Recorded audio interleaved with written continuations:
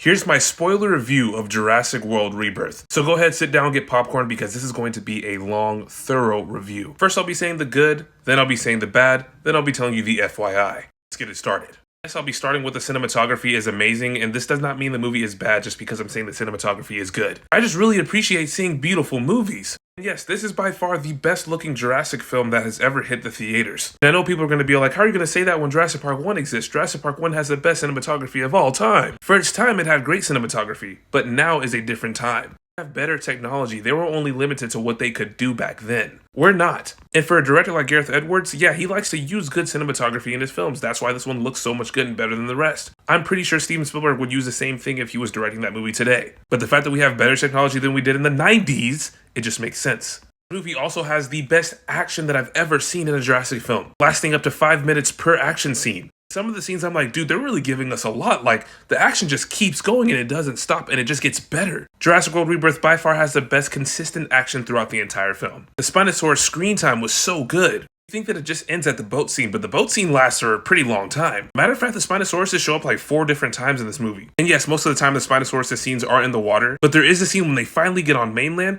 there's a Spinosaurus hiding on mainland, and it was creepy.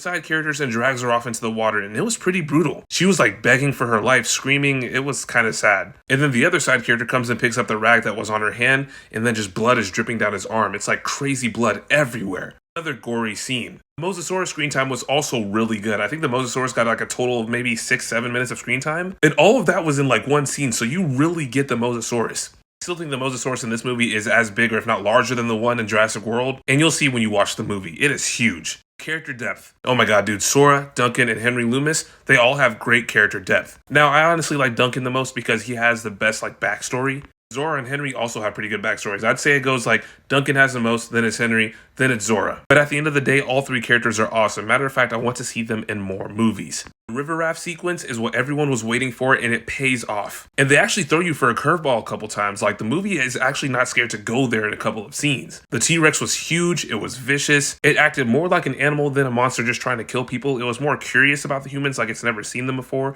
rather than just trying to kill them for no reason. But obviously, dinosaurs are going to be territorial, so you're in its territory, you know what's going to happen. Also, maybe one of the fastest dinosaurs ever. There's a scene where the daughter finally like opens up the raft and makes it blow up, and the T-Rex is behind it at first, and then when the raft falls down, it just disappears. It's honestly kind of creepy. Raptor design is on peak with this one, but there's a bad thing I have to say about the Raptors, which I will cover in my bad section of the video. We'll get to that later. There's also a scene that I really love in this new movie where Zora kills a Mutodon. Finally!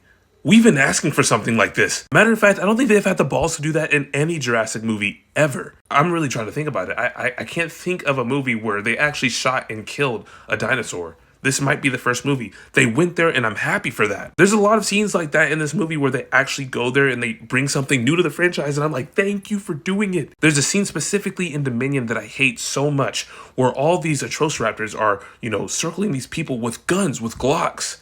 And this girl just points a laser at them, and they all go chasing all the dudes with guns. There wasn't 1 second where any of those dudes thought to shoot them. They have the gun right there. None of them did it. And in this movie, Zora didn't even think twice. As soon as that Mutodon turned the corner, she shot him dead. I'm happy about that. I feel like I've never seen that before in a Jurassic film, and when I saw that, it already went up a point. I'm like, yep, that gets a point for me. That's a point, you're going up. Kills in this movie are kind of brutal. Spinosaurus kills, the dude from Deadpool and the girl that got snatched up on the beach. Quetzalcoatlus kills the other side character, and I knew he was going to die, but the way he died was just brutal.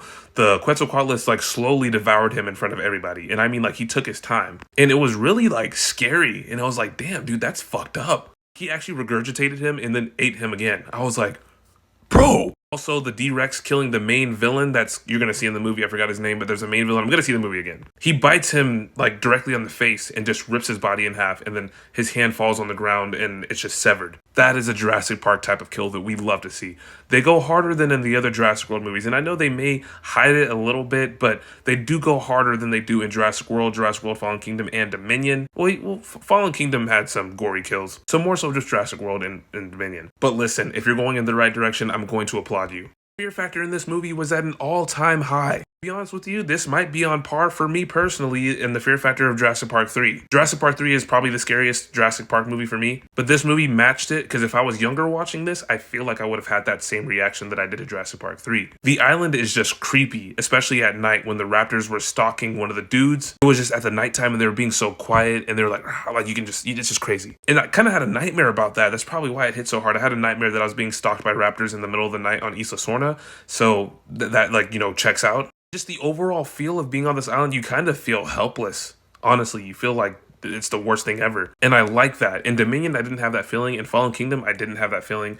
In Jurassic World, I kind of had that feeling. But this one, they just go all out. This one's that. Fear factor is great. The D-Rex actually survives in this movie. Thank God. Every other Jurassic World movie, the enemy died, the big bad died. And I gotta say, this one took me for a spin because I originally said that the D-Rex was going to die and I had no doubts in my mind about it. But no, the D-Rex kills the bad guy. Granted, he's only in the movie for a couple of minutes, but he kills the bad guy and he survives and he dips. And I like that. Matter of fact, it kind of made my heart a little warm. Because I'm like, not all of these dinosaurs or mutants or whatever deserve to die. They didn't ask to be here. He was on his own island chilling. He doesn't deserve to die for no reason. And I felt good about him surviving. I really, really felt good about him surviving. FYI, I don't think anything in this series can take down the D-Rex unless it's a mosasaur. That's like the only thing that could take down the D-Rex. Spinosaurus, nope.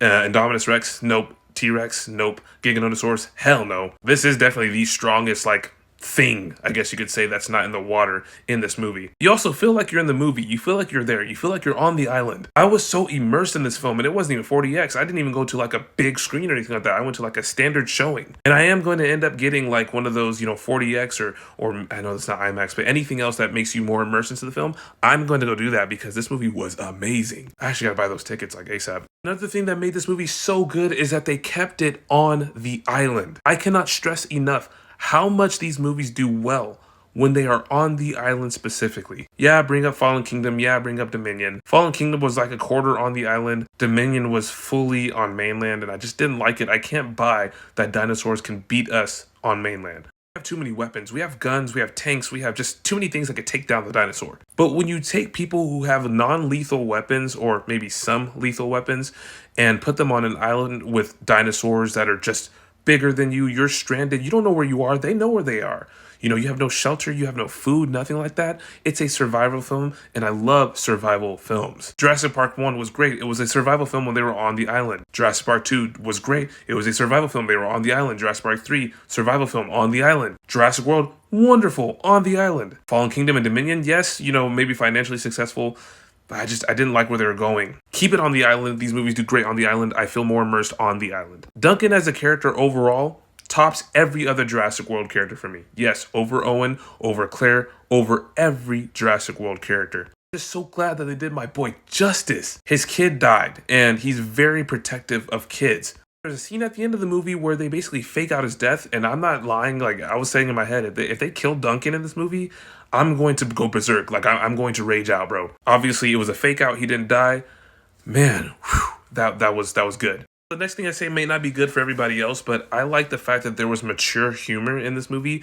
Everything in this movie was more up there. It wasn't kiddie humor. It was adult humor. And that keeps us adults in the film longer. Much to say about that besides what I just said. It's basically adult humor, and I like it. The score in this movie, they did a great job. They really brought it back to the old movies where they would play the score during a certain scene. Newer movies barely did that, or they didn't make it as prominent. But in this movie, they really make it a point to show you that, a score is happening when something sad is happening. A sad score happens, that means something sad is happening. A really, rough score is happening, that means something's happening, like they're getting chased.